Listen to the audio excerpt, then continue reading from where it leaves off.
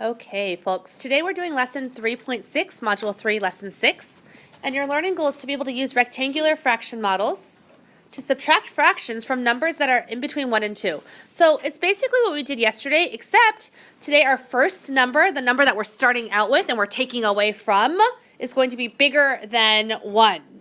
Okay? Yesterday, were any of our first numbers bigger than 1? No. They were always fractions that were less than 1. So today I'm going to show you how to use a picture to model when your first number is greater than 1.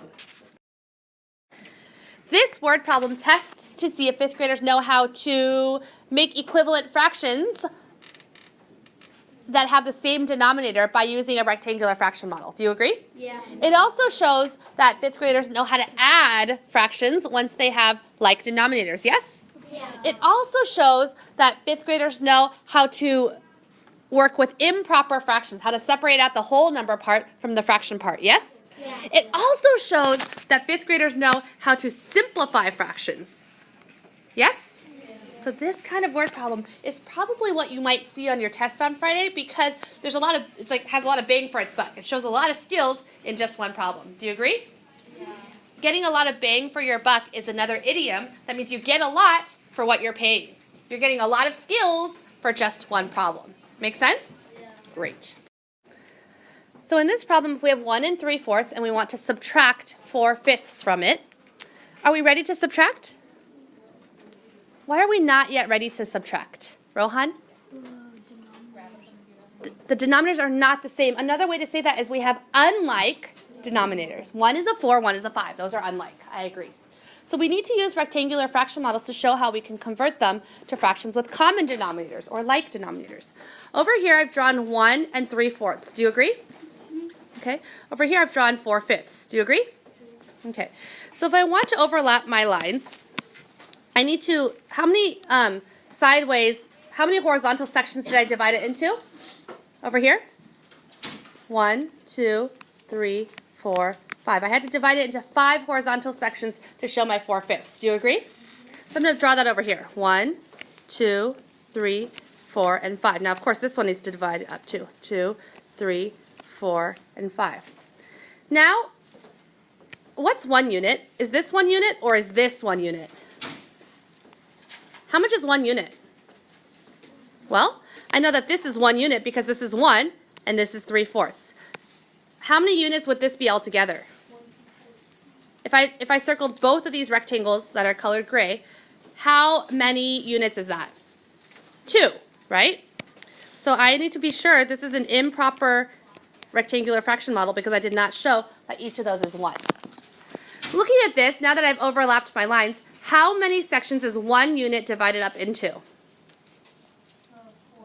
1, 2, 3, 4, 5, 6, 7, 8, 9, 10, 11, 12, 13, 14, 15, 16, 17, 18, 19, 20. How many equal sized pieces are in 1 unit? 20. That means our new denominator should be what? Is what?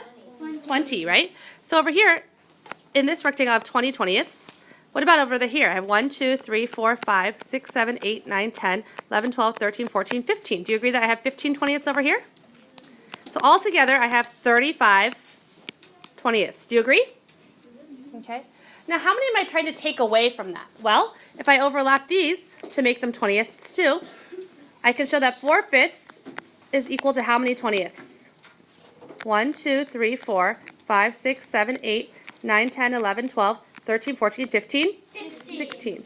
So if I have 35 20ths, and I want to take away 16 20ths, how many do I have left? Well, I can rewrite this problem now with like fractions, or like denominators. 35 20ths minus 16 20ths. If I had 35 20ths, but I want to take away 16, how many do I have left? 19 20ths. And here's how you're going to show it using pictures. Over here, this is there's 20 of them, and over here is the rest to make 35, yes? How many of these 20th size pieces do I need to cross out? 16. So I'm going to start over here. 1, 2, 3, 4, 5, 6, 7, 8, 9, 10. Is that enough? No. Nope. 11, 12, 13, 14, 15, 16. So now that I've crossed out 16 of my 20th sized pieces, how many do I have left? Let's see. I have all of the ones over here except for one of them, yes? Yeah. So if I have all of them except for one, how many do I have? 19. Therefore, my answer is 19 pieces, but each piece is 1/20th, so I have 19 20ths left. Often, people will make a mistake. Let's say they're doing the problem 1 3/4 minus 1/2. Okay? In order to find out how much 1/2 is, they'll split it like this, right? Because they're trying to overlap their two rectangles. So far, are they doing everything correct? Yeah. Here's what they'll do, though. To find out their new denominator, they'll say, okay, this is 1, 2, 3, 4, 5, 6, 7, 8 pieces, 9, 10, 11, 12, 13, 14, 15, 16. Oh, so my new denominator must be 16, and I have 14 of them colored in. So my new fraction, 1 3/4, is equivalent to 14/16. Is that correct? No. Our denominator should tell us how many 1 unit is split into. This is 1 unit. How many equal sized pieces is that 1 unit split into? 8. So can our denominator be 16? No. No. Our denominator needs to be 8. How many of those pieces are colored in? Is it still 14 pieces that are colored in? Right? There's 8 of them over here, and then 6 of them over here. So it is 14 over 8, not 14 over 16. This is a super common mistake people make when they work with fractions bigger than 1. Can you see why they would make it?